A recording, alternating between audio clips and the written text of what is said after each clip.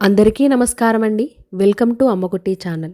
ఈరోజు మన వీడియోలో మార్గశిర మాసంలో వచ్చే గురువార లక్ష్మీ పూజ సులువుగా ఏ విధంగా చేసుకోవాలి, మార్గశిర రెండవ గురువారం ఏ విధంగా పూజ చేసుకోవాలి, అలాగే ఈరోజు ఎలాంటి నియమాలను పాటించాలి, ఎన్ని గురువారాలు వస్తున్నాయి, మొదటి గురువారం చేసుకొని వాళ్ళు ఈ గురువారం స్టార్ట్ చేసుకోవచ్చా, అలాగే ఈ గురువారం పౌర్ణమితో కలిసి వస్తుంది కాబట్టి ఇంకా మంచిది, మొదటి గురువారం చేసుకోకపోయినా ఈ గురువారం కూడా స్టార్ట్ చేసుకోవచ్చు. ఈ మార్గశిర గురువార వ్రతాన్ని 5 వారాలు చేసుకోలేకపోయినా 1 వారం కానీ 3 కానీ 5 వారాలైతే చేసుకోవచ్చు.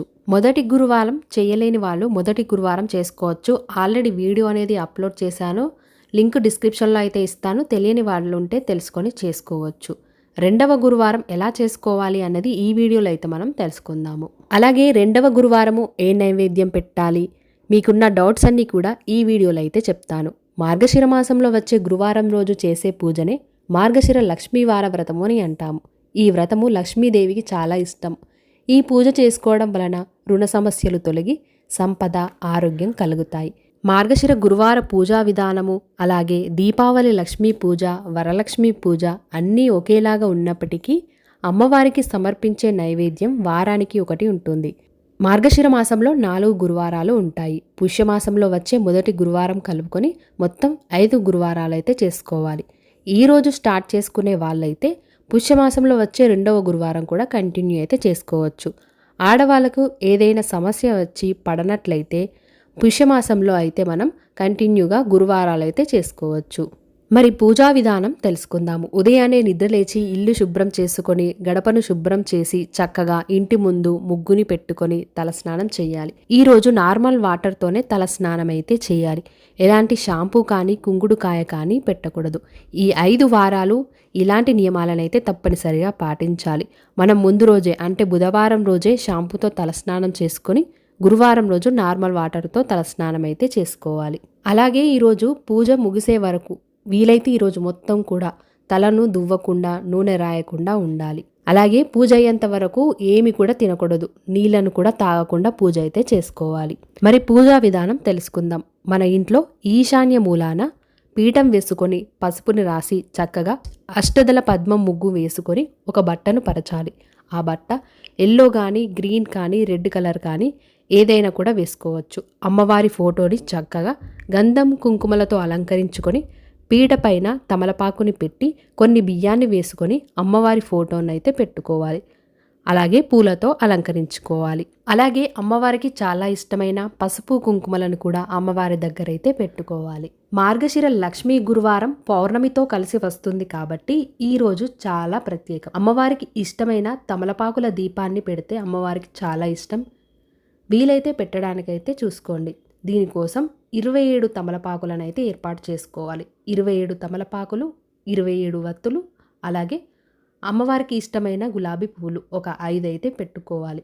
దీనికోసం ఒక ప్లేట్ను తీసుకొని ఆ ప్లేట్కి గంధం కుంకుమ బొట్లను పెట్టుకొని ఆ ప్లేట్లో 27 తమలపాకులను పెట్టుకొని ఒక దీపపు కుందు పెట్టుకొని వత్తులను 9, 9, 9 27 వచ్చేలాగా చేసుకొని అందులో నెయ్యి కానీ నూనె కానీ వేసి అలాగే అందులో అమ్మవారికి ఇష్టమైన పచ్చకర్పూరం, జవ్వాదిని కూడా వేసుకొని 5 పువ్వులనైతే పెట్టుకోవాలి.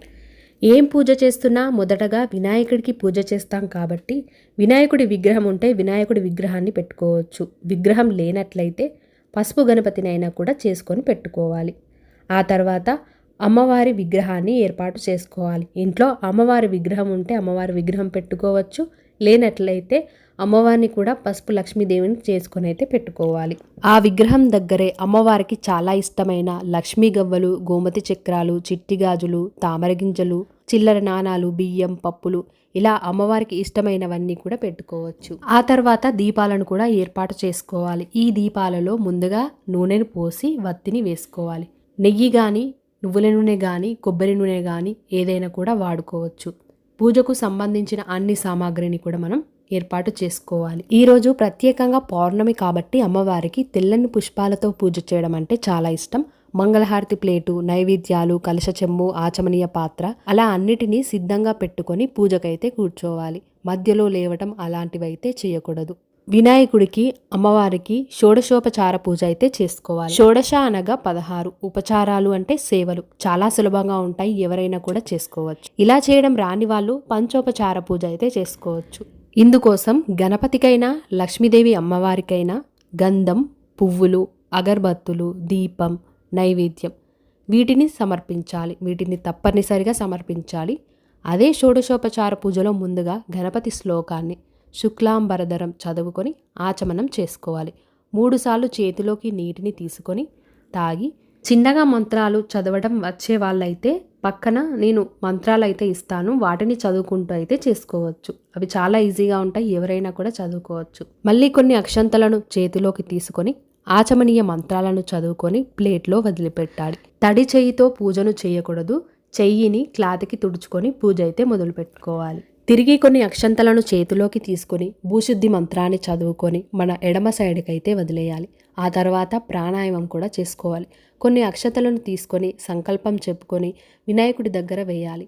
ఆ తర్వాత ఒక రాగి కానీ ఇత్తడి చెంబును కానీ తీసుకొని అందులో పసుపు, కుంకుమ, గంధం, అక్షతలు, ఒక పువ్వును వేసుకొని ఆ చెంబుకి బొట్టు పెట్టి ఆ చెంబు పైన చెయ్యి పెట్టి కలశ మంత్రాన్ని కూడా చదువుకోవాలి. కలశపు చెంబులో ఉన్న నీళ్లను పూజా సామాన్ పైన అన్నిటిపైన చల్లి ఆ తర్వాత మన పైన కూడా చల్లుకోవాలి. ఆ తర్వాత మొదటగా గణపతికి పూజ చేస్తాం కాబట్టి ఓం శ్రీ మహాగణాధిపతియే నమః ధ్యాయామి ఆవాహయామి నవరత్న ఖచిత సింహాసనం సమర్పయామి అనుకుంటూ అక్షతలైతే వేయాలి. ఆ తర్వాత చెంబులో ఉన్న నీళ్లను గణపతి పైన పాదయోపాద్యం సమర్పయామి, హస్తయో ఆర్ఘ్యం సమర్పయామి, శుద్ధోదక స్నానం సమర్పయామి అనుకుంటూ నీళ్లను గణపతి పైన అయితే చల్లాలి. ఆ తర్వాత వస్త్రయుగ్మం సమర్పయామి అనుకుంటూ వస్త్రం లేకపోతే అక్షంతలను కూడా సమర్పించవచ్చు. ఆ తర్వాత గంధం సమర్పయామి అనుకుంటూ ఒక పువ్వుకు గంధాన్ని పెట్టి సమర్పించాలి. అక్షతం సమర్పయామి అనుకుంటూ అక్షతలైతే చల్లాలి. ఆ తర్వాత గణపతి అష్టోత్తర శతనామావళి చదవడం వస్తే చదువుకోవచ్చు. రాని వాళ్ళు ఓం గం గణపతియే నమః అనే మంత్రాన్ని 108 సార్లు అయితే చదువుకోవాలి. ఇలా చదివేటప్పుడు పువ్వులు కానీ అక్షంతలు కానీ సమర్పించవచ్చు. ఆ తర్వాత గణపతికి దీపం, ధూపం, నైవేద్యాన్ని కూడా సమర్పించాలి. నైవేద్యంగా బెల్లం ముక్కను కానీ పండ్లు కానీ సమర్పించవచ్చు. ఆ తర్వాత హారతిని ఇచ్చి హారతి చుట్టూ కూడా నీళ్లను తిప్పి స్వామివారికి ఇచ్చి మనం కూడా తీసుకోవాలి. తాంబూలం సమర్పయామి అని తాంబూలాన్ని కూడా సమర్పించాలి. మంత్రపుష్పం సమర్పయామి అనుకొని ఒక పువ్వు, కొన్ని అక్షంతలను వినాయకుడి దగ్గర అయితే వేయాలి. ఇంతటితో గణపతి పూజ పూర్తయిపోయినట్టే. ఆ తర్వాత శ్రీ మహాలక్ష్మీదేవిని పూజించాలి. మహాలక్ష్మీదేవి భర్త అయిన శ్రీ వెంకటేశ్వర స్వామిని కూడా స్మరించుకొని ఆ తర్వాత అమ్మవారికి అయితే పూజ చేసుకోవాలి. ఆ తర్వాత మార్గశిర గురువార లక్ష్మీదేవి ధ్యాయామి అనుకుంటూ అమ్మవారికి అయితే అక్షంతలను సమర్పించి అమ్మవారి మంత్రం వస్తే అమ్మవారి మంత్రాన్ని కూడా చదువుకొని ఆవాహయామి నవరత్న ఖచిత సింహాసనం సమర్పయామి అనుకుంటూ అమ్మవారి విగ్రహం పైన అక్షంతలను అయితే వేసుకోవాలి. ఆ తర్వాత పాదయోపాద్యం సమర్పయామి అనుకుంటూ కలశపు చెంబులో ఉన్న పువ్వుతో నీళ్లను అమ్మవారి పైన చల్లాలి. పాదయోపాద్యం సమర్పయామి, హస్తయో ఆర్ఘ్యం సమర్పయామి, శుద్ధోదక స్నానం సమర్పయామి అనుకుంటూ నీళ్లనైతే చల్లాలి. వస్త్రయుగ్మం సమర్పయామి అనుకుంటూ వస్త్రాన్ని కూడా సమర్పించాలి. గంధం సమర్పయామి అనుకుంటూ ఒక పువ్వుకు గంధాన్ని పెట్టి ఆ పువ్వుని అమ్మవారి పాదాల దగ్గర అయితే పెట్టుకోవాలి. అక్షతం సమర్పయామి అనుకుంటూ అక్షంతలను కూడా సమర్పించాలి. ఆ తర్వాత అమ్మవారి అష్టోత్తర శతనామావళి వస్తే అష్టోత్తర శతనామావళి అయితే చదువుకోవచ్చు. అలాగే ఈ పూజలో కనకదార స్తోత్రం కానీ మహాలక్ష్మి అష్టకం కానీ కూడా చదువుకోవచ్చు. ఇలా లక్ష్మీదేవి మంత్రాలు ఎవి వచ్చినా కూడా చదువుకోవచ్చు.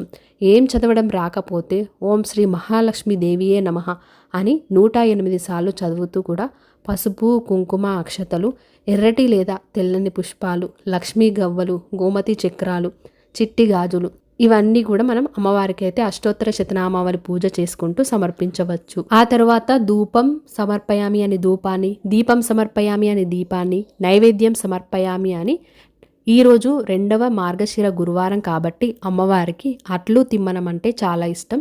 ఈరోజు నైవేద్యంగా అట్లు తిమ్మనం అయితే సమర్పించాలి. నైవేద్యం చుట్టూ నీళ్లను తిప్పి అమ్మవారికి అయితే చూపెట్టాలి. 5 గురువారాలు 5 ప్రసాదాలైతే ఉంటాయి. అలా పెడితే చాలా మంచిది. పెట్టడం కుదరని వాళ్ళు వడపప్పు కానీ పానకం, బెల్లం, అటుకులు, పాలు, పండ్లు ఇలా అయితే సమర్పించుకోవచ్చు. మంగళహారతిని కూడా సమర్పించి ఆ తర్వాత మనం ముందుగా తయారు చేసుకున్న 27 తమలపాకులతో దీపాన్ని అమ్మవారికి అయితే వెలిగించి చూపెట్టాలి. ఈ హారతిని అమ్మవారి ముందు తిప్పకూడదు. చేతిలో పట్టుకొని అమ్మవారికి చూపెట్టాలి. ఇలా హారతి చూపెట్టప్పుడు ఏ మంత్రాలు వచ్చినా కానీ అమ్మవారి పాటలు వచ్చినా కూడా పాడుకుంటూ అమ్మవారికి అయితే చూపెట్టొచ్చు. ఆ తర్వాత తాంబూలం సమర్పయామి అనుకుంటూ చీర, జాకెట్ ముక్కలు పెడితే పెట్టొచ్చు. మీకు ఇష్టమైన ఈ 5 గురువారాల్లో ఏ గురువారమైనా కూడా పెట్టుకోవచ్చు.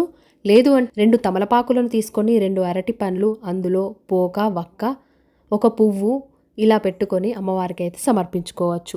ఆ తర్వాత అమ్మవారికి హారతిని కూడా సమర్పించాలి. ఆ తర్వాత ఒక పుష్పం, కొన్ని అక్షంతలను తీసుకొని మంత్రపుష్పం సమర్పయామి అనుకుంటూ మంత్రపుష్పాన్ని కూడా సమర్పించుకోవాలి. పూజలో ఏవైనా పొరపాట్లుంటే క్షమించమని కొన్ని అక్షంతలను చేతిలోకి తీసుకొని మొక్కుకొని మనసులో ఉన్న కోరికను అమ్మవారికి అయితే చెప్పుకోవాలి. ఆ తర్వాత కొన్ని అక్షంతలను తీసుకొని మార్గశిర గురువార వ్రత కథ అయితే చదువుకోవాలి. ఈ కథలో అమ్మవారికి పూజ ఏ విధంగా చేసుకోవాలి, ఎందుకు చేసుకోవాలి, ఎలాంటి నియమాలను పాటించాలి, ఏం నైవేద్యాలను పెట్టాలి అన్నిటిని గురించి కూడా ఉంటుంది. కథ మొత్తం చదువుకొని అక్షంతలు అయితే అమ్మవారి దగ్గర వేసుకోవాలి. ఇంతటితో పూజ పూర్తయిపోయినట్టే. ఈరోజు పాటించవలసిన నియమాలను చూసుకుంటే తలకు నూనె రాయకుండా ఉండాలి, తల దువ్వకుండా ఉండాలి, పూజ అయ్యేంత వరకు కూడా ఏమి తినకూడదు, నీళ్లను కూడా తాగకూడదు. అలాగే ఉదయమే పూజ చేసుకోవాలి. ఒక పూట భోజనం చేస్తే చాలా మంచిది. బ్రహ్మచర్యాన్ని పాటించాలి. ఎవరిని తిట్టడం కానీ, గొడవ పడడం కానీ, చిన్నపిల్లల్ని కొట్టడం కానీ చేయకూడదు. మనం ఈ పూజని గురువారం రోజు చేసుకుంటాం కాబట్టి గురువారం అయితే ఫోటోని కదిలించకూడదు.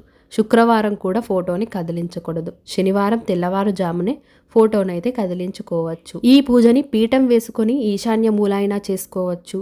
2 రోజులు ఇంట్లో పెట్టుకోవాలి కాబట్టి, శుచిగా ఉండాలి కాబట్టి పూజ రూమ్లో అయినా కూడా చేసుకోవచ్చు. మన వీలును బట్టి చేసుకోవచ్చు. ఆనవాయితీ లేని వారు కూడా ఈ పూజ అయితే చేసుకోవచ్చు. అలాగే కలశం పెట్టుకునే వాళ్ళు కూడా కలశం పెట్టుకొని చేసుకోవచ్చు. గురువారం ఉదయం పూజ చేసిన తర్వాత సాయంత్రం కూడా ధూపదీప నైవేద్యాలను కూడా సమర్పించాలి. అలాగే శుక్రవారం రోజు కూడా ఉదయం సాయంత్రం పూజ చేసుకొని శనివారం ఉదయం అమ్మవారిని అయితే కదిలించుకోవాలి. మనం ఈ పూజలో వాడిన ఆకులను కానీ, పువ్వులను కానీ పారే నీటిలో కానీ, లేదు అంటే ఎవరు తొక్కని చెట్టు కింద అయినా కూడా వేసుకోవచ్చు. ఎవరు తొక్కకుండా అయితే చూసుకోవాలి. అలాగే ఈ పూజా విధానంలో ఏమైనా డౌట్స్ ఉంటే నాకు కామెంట్లో తెలియజేయండి. నేను తప్పకుండా రిప్లై అయితే ఇస్తాను. ఈ వీడియో మీకు నచ్చినట్లయితే తప్పకుండా మీ ఒక లైక్తో నాకు సపోర్ట్ని తెలియజేసి మరిన్ని మంచి వీడియోస్ కోసం మన ఛానల్ని వెంటనే సబ్స్క్రైబ్ చేసుకొని పక్కన ఉన్న బెల్ ఐకాన్ని కూడా క్లిక్ చేసేయండి. ధన్యవాదములు.